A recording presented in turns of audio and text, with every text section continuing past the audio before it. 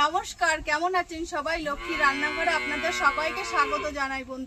বন্ধুরা আজকে বাজার থেকে দুটো ছোট ছোট কাতলা মাছ নিয়ে এসেছে। এই কাতলা মাছ আজকে আমি রান্না করব। দুটো কাতলা মাছ একই সমানের নিয়ে এসেছে। বন্ধুরা, এই দেশি দুটো কাতলা মাছ দিয়ে আলু দিয়ে আর ওল দিয়ে ঝোল রান্না করব। তো প্রথমে বন্ধুরা মাছগুলি আমি কেটে নেব। বন্ধুরা, এই দেশি কাতলা ওল দিয়ে আলু দিয়ে ঝোল রান্নাটা আমি কিভাবে রান্না করব প্রথম থেকে শেষ পর্যন্ত ভিডিওটা দেখতে থাকুন। আশা করি রান্নার ভিডিও আপনাদের ভালো লাগবে। আর ভালো লাগলে ভিডিওটি একটু লাইক দিয়ে চ্যানেলটিকে সাবস্ক্রাইব করে আপনারা আমার সঙ্গে থাকবেন।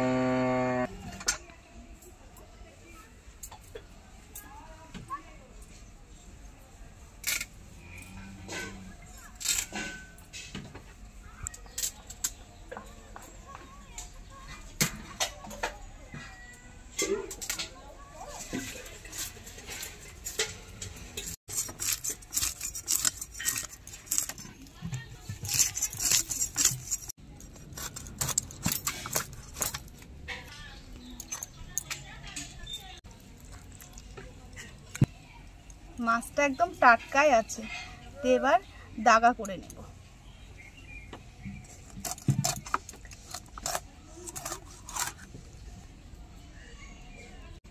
এই সাইজের দাগাগুলি কেটে নেব। আজকে আমার মেয়েদি চলে এসেছে। মাছ রান্নায় যে সবজিটা লাগবে সেই সবজিগুলো বনিয়ে দেবে, তাহলে রান্নাটাও তাড়াতাড়ি এগিয়ে যাবে।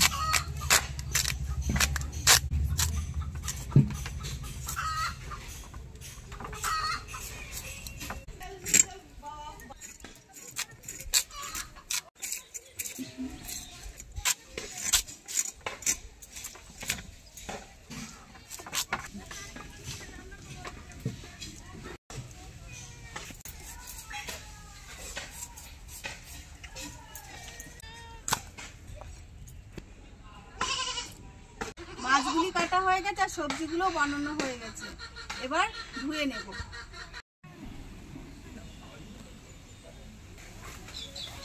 মাছ আর সবজিগুলি জল দিয়ে পরিষ্কার করে ধুয়ে নিয়েছি আর রান্নার জোগাড়ও হয়ে গেছে।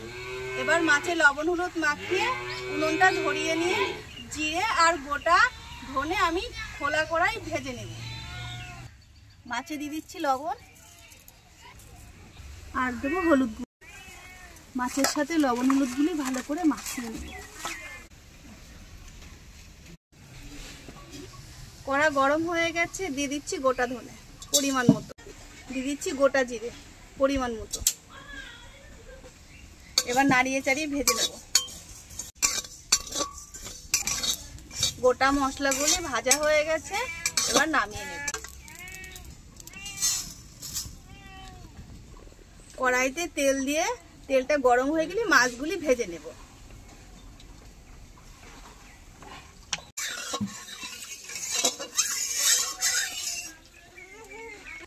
তেল গরম হয়ে ধোয়া ওঠা শুরু করে দিয়েছে। এবার একে একে মাছগুলি ভেজে নেব।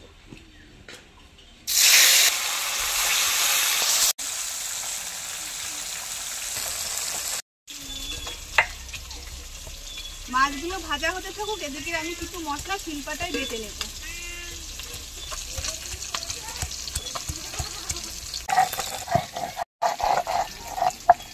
মশলা বাটা হয়ে গেছে, তুলে নেব। এদিকে এক পিঠে মানে মাছ ভাজা হয়ে গেছে, উল্টে দেব।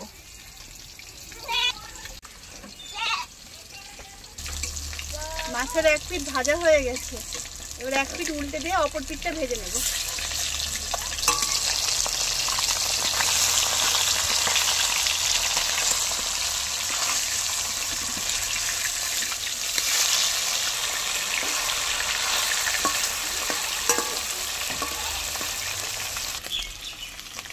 মাছগুলি ভাজা হয়ে গেছে, তুলে নিচ্ছি।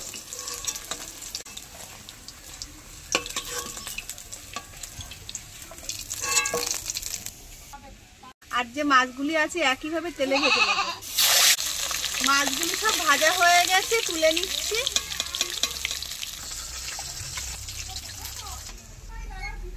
মাছ ভাজা একই তেলে এবার হালকা করে প্রথমে আলুগুলি ভেজে নেব। 1 চিমটি হলুদ দিয়ে দেবো আর অল্প একটু লবণ। এবার নাড়িয়ে চাড়িয়ে হালকা করে তেলে ভেজে নেব। ভাজা হয়ে গেছে, তুলে নিচ্ছি। এবার ধুয়ে রাখা ওলগুলি হালকা করে ভেজে নেব। লবণ, হলুদ লবণ দেওয়া হয়ে গেছে, এবার তেলের সঙ্গে নাড়িয়ে চাড়িয়ে হালকা ভেজে নেব, তুলে নিচ্ছি। কড়াইতে আরেকটু তেল দিয়ে দেবো। তেলে ফোড়ন দেবো গোটা জিরে, আদা আর শুকনো লঙ্কা একসাথে বেটেছিলাম, তেলে দিয়ে দিচ্ছি। নাড়িয়ে চাড়িয়ে একটু ভেজে নেব। শুকনো লঙ্কা তেলে ভালো করে ভেজে নিয়েছি। এবার ভেজে রাখা আলু আর ওলগুলি এই মশলার মধ্যে দিয়ে দেবো।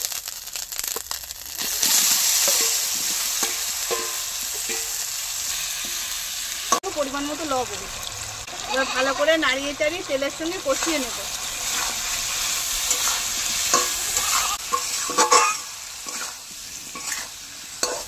আর দেবো কয়েকটি কাঁচা চেরা লঙ্কা। আবার একটু নাড়িয়ে চাড়িয়ে নেব। ভেজে রাখা আলু আর ওল মশলার সঙ্গে আর তেলের সঙ্গে ভালো করে কষিয়ে নিয়েছি। এবার পরিমাণ মতো জল দিয়ে দেব। জল দেওয়ার পরে এবার একটু নাড়িয়ে চাড়িয়ে মিশিয়ে নিচ্ছি। করে দিয়েছি। এবার ভেজে রাখা মাছগুলি ঝোলের মধ্যে দিয়ে দেব।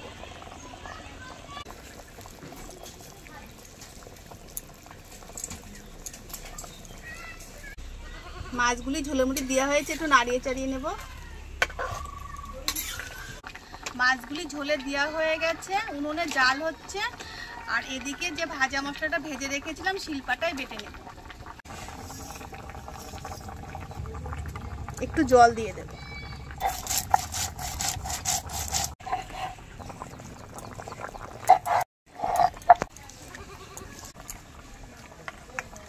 ভাজা মশলাটা আমি শিলপাটায় বেটে নিয়েছি। এবার মাছের ঝোলের মধ্যে দিয়ে দেব।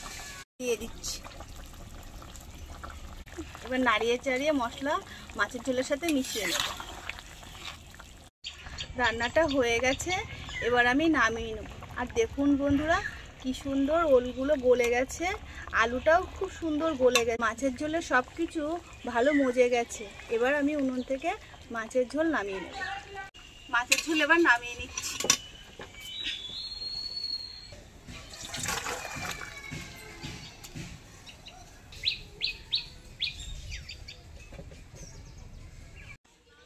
এই রান্নায় আমি ভাজা মশলা ব্যবহার করেছি বন্ধুরা। মাঝে মধ্যে একটু ভাজা মশলা দিয়ে মাছ রান্না করলে খেতে অসাধারণ লাগে। আপনারা চাইলে বাড়িতে এইভাবে রান্না করে দেখবেন, খেতে খুবই ভালো লাগে। দেখো বন্ধুরা, গরম গরম ধোয়া ওঠা ভাতের সাথে মাছের এই ঝোলটা খেতে দারুণ লাগবে। তো এবার মাছের ঝোল আমি ভাতের মধ্যে ঢেলে নিচ্ছি।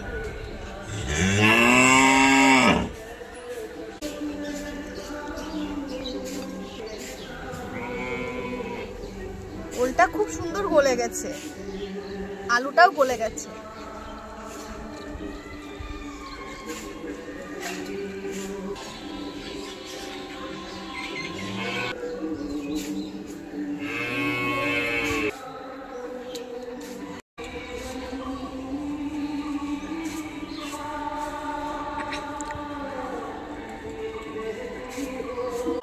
পাশের বাড়ি গান বাজছে বন্ধুরা, যতটা পাচ্ছি আমি আওয়াজ দেওয়ার চেষ্টা করছি। তো ভাজা মশলা দিয়ে রান্নাটা করেছি, তো মাছটাই খুব টেস্ট হয়েছে আর ঝোলটাই খুব স্বাদ হয়েছে। বন্ধুরা দেশি কাতলা মাছের রেসিপিটা কেমন রান্না হয়েছে অবশ্যই কমেন্ট করে জানাবেন। তো আজকের মতো ভিডিওটা এখান থেকে শেষ করছি। আবার একটা নতুন রান্নার রেসিপি নিয়ে আপনাদের সামনে চলে আসবো।